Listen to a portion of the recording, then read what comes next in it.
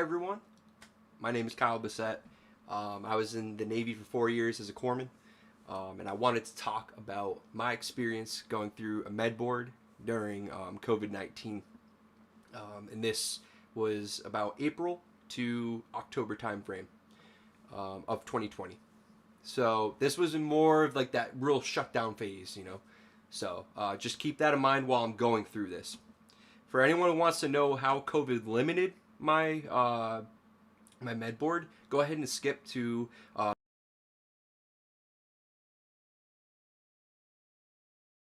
in my case, it was a mental health med board. So I was more talking to a psychiatrist at that time, and he was the one who made we made a decision, rather. Him and I both made the decision to go for a med board rather than what we were already going for. Okay. So, we're going to talk about what's the difference between an administrative separation or a medical separation. So, an admin separation, you guys might already know that if it's punitive, right? If it's something that you get in trouble, like someone smoked pot and they're fucking out, right?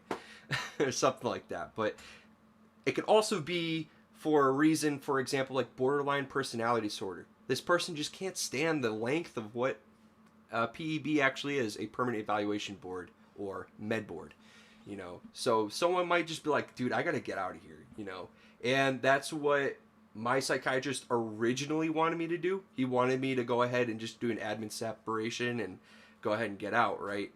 But this is sadly the one place where I do feel like some providers do lack the ability to just tell their patient about, like, hey, you know, this is an option, you know. So if you haven't had that told to you, they're probably saying because they feel that's the right route, and I can't blame them for that, but I also think it's good to be educated on both routes.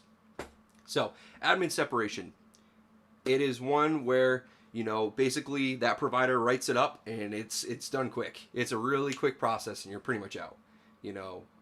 So the good thing about that is if you really got things going on, or you're having a hard time walking, stuff like that, and you just can't stand, like, trying to get in this uniform, and or just the idea of getting in uniform is affecting you, whatever the case may be, you know, if you feel like you just need to get out, administrative separation might be your route, you know.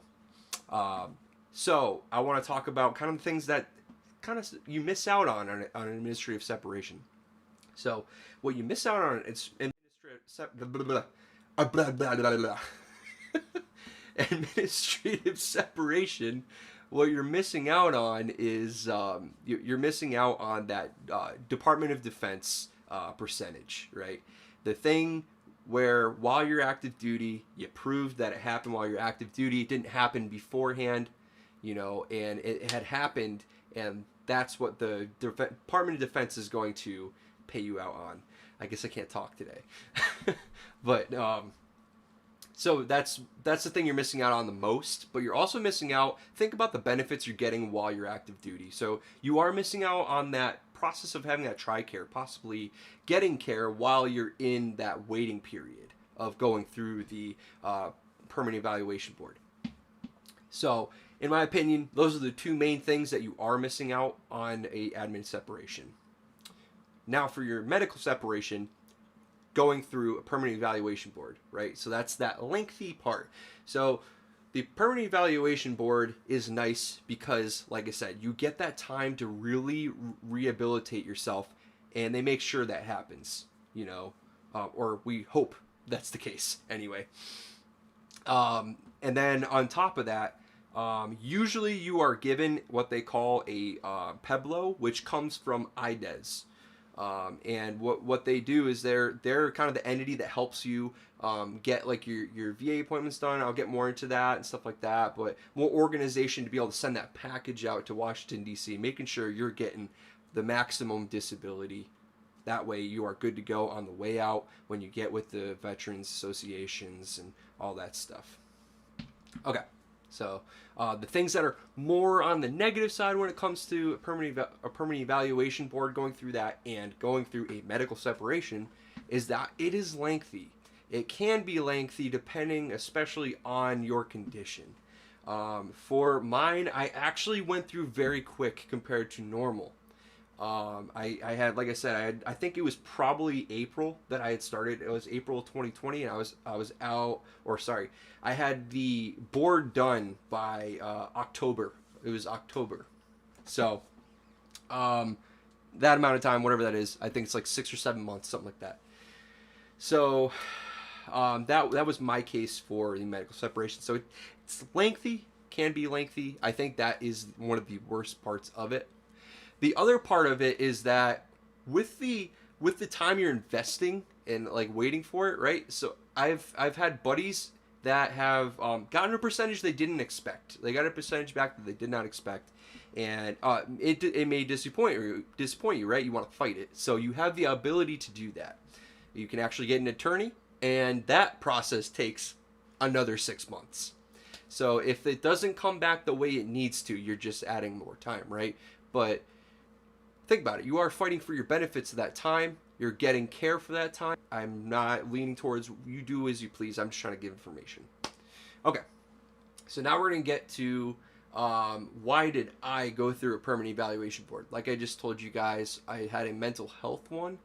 I'm not going to get super into that, but kind of where I was at was I was in an operational setting. I was getting prepped for a deployment, and I had manifested bipolar symptoms that I didn't understand at that time, and they exacerbated while I was in Guam, and then I came to California. I got attached to 2nd Battalion, 5th Marines, and wabam, I had a lot of issues, you know, and luckily during that time I had a lot of ability to get a lot of therapy.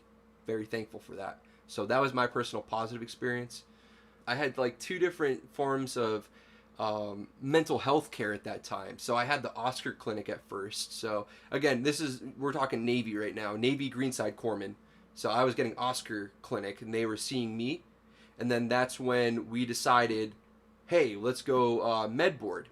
And that's when we found out I was bipolar. So that's when I got switched to Naval Hospital Camp Pendleton. I went to Blue Side or shore duty, you know, and that's when I started really just focusing on myself because I had gone to limited duty.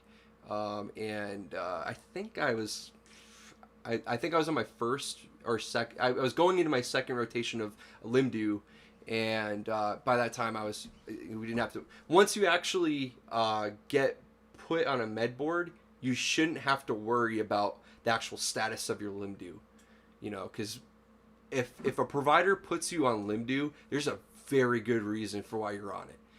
Let's talk about the parts of a med board.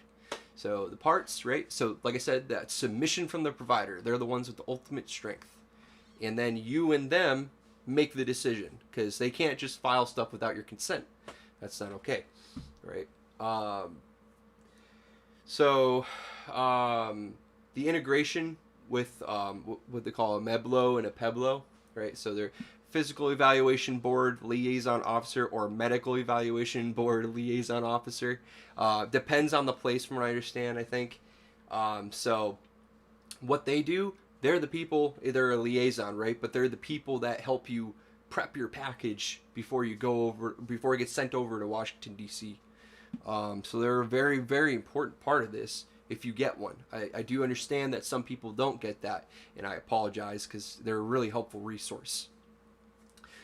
So let's talk about kind of like the little steps that happen with your prepping for this package that I'm telling you about, right? So there is a checklist that happens, and this comes usually Pueblo will have this checklist, and they'll tell you the things that they need, right? So some of the things that are on there are things that you're going to need to turn in, like for example your evaluations, your personal statement based on what's going on with you.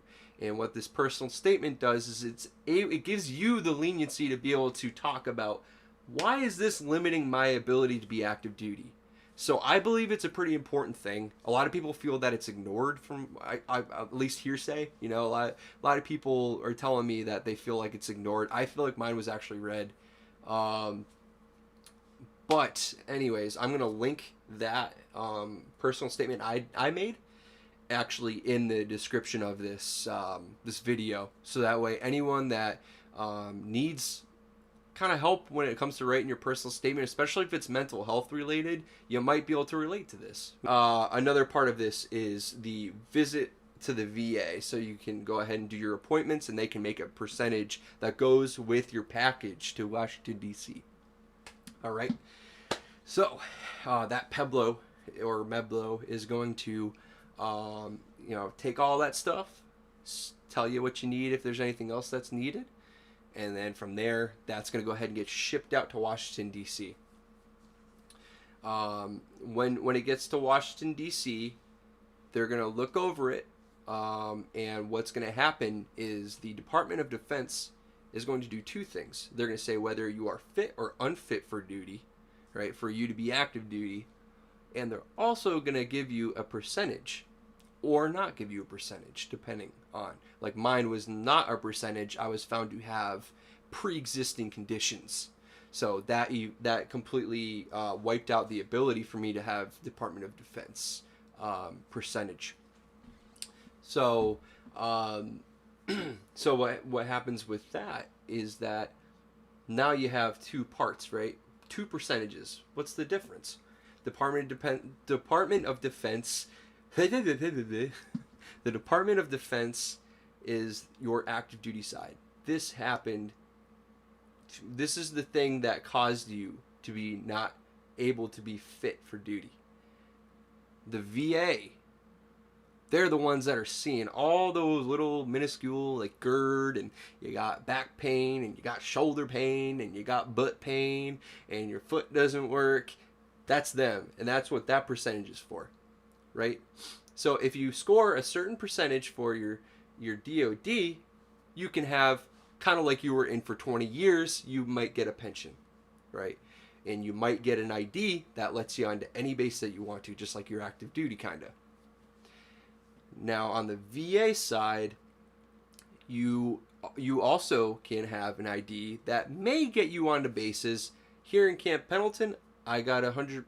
I'll be honest, I got 100% for VA, and it lets me onto Camp Pendleton base. But that may not be the case for every single installation. So just be aware of that. But don't be disappointed if you get 0% for a Department of Defense, percentage, because the VA, as long as you claim what's really going on with you, if you really got a lot of things going on, they're going to take care of you. I feel really blessed on the way out here. It's been really good. I'm in a bereavement class right now. I got a therapist. I got a psychiatrist. It's good. And and I'm telling you, like on the therapy side, like she was laughing because she's like, it says 999 appointments left. So it's true. They really want you to get the best for yourself. And really everyone I've been talking to here in San Diego from the VA, they're really kick ass. So that's my experience so far. Okay.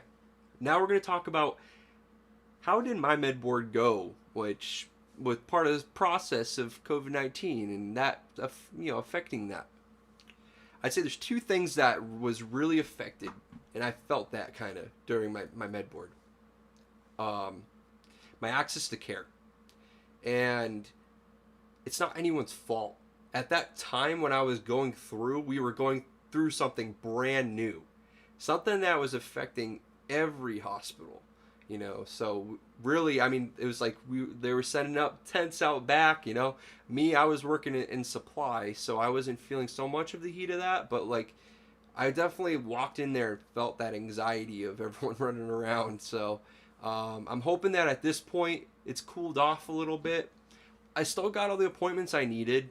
I advocated for myself, and if I didn't have what I needed, then I advocated with the chain of command I had. And another issue that I had experienced in that time frame was the VA appointments weren't happening, but I don't think that would be a problem now due to COVID restrictions being lifted.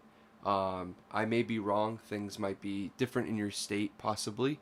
But when I had gone through, it took me about a month and a half, I think, before I could actually get my VA appointments before the med board. So I would say that was a genuine effect, and I believe I discussed that earlier on in the video. But for anyone watching after, I'd say that was probably the thing that was most lengthy that wasn't supposed to be at the time. But thank you guys. I appreciate you viewing this.